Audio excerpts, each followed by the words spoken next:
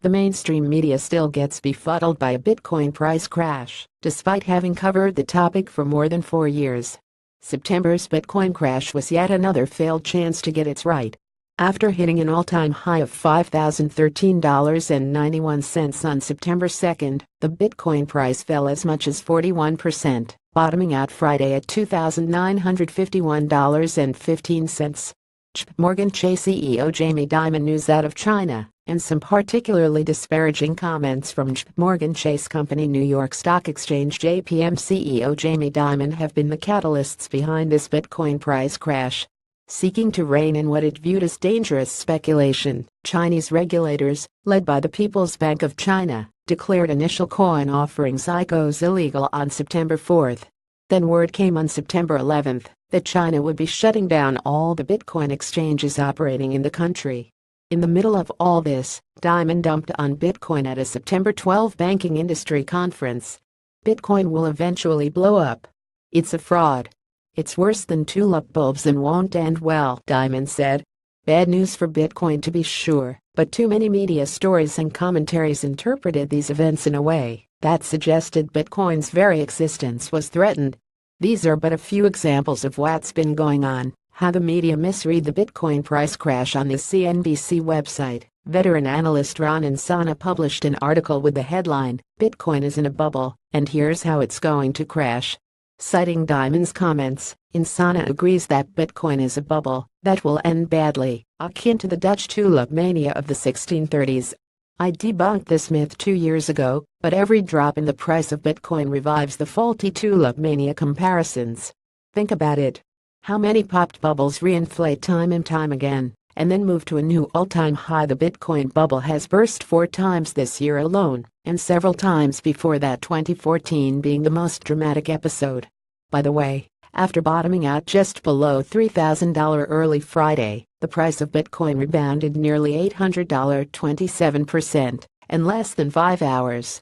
If Bitcoin is a bubble, we need to redefine the term. Life-changing profits. This investing strategy has racked up 34 triple-digit wins so far this year, and 50 in the last 12 months. To learn how to get in position for the next one, click here now. Let's move on to Forbes, which ran 2 pieces based on the events in China. A commentary by Jason Bloomberg titled "Collateral Damage from the Inevitable Bitcoin Crash" also makes a lot of false assumptions. It's based on the idea that China's actions were the first few dominoes to fall, heralding a complete collapse of the Bitcoin speculative bubble. So certain is Bloomberg of this premise that he declines to explain why this collapse is inevitable, declaring instead that fact is too obvious to warrant such an argument. He spends the rest of the piece detailing the ramifications of a Bitcoin collapse. Another Forbes commentary by Panos Murdakatas, "Why China Crushed Bitcoin," claims that China's crackdown questions the very legitimacy of Bitcoin and its prospects for gaining broad acceptance as medium of exchange, an asset, and a means of different payments. Murdakatas adds, "The buzz for the digital currencies is gone." Then fears MarketWatch, a pattern of hostility toward cryptocurrencies exposed. MarketWatch has been especially hostile to Bitcoin lately. Brett Arends wrote a piece on September 7 titled "Bitcoin, Ether and Other Cryptocurrencies May Be Seeing the Beginning of the End."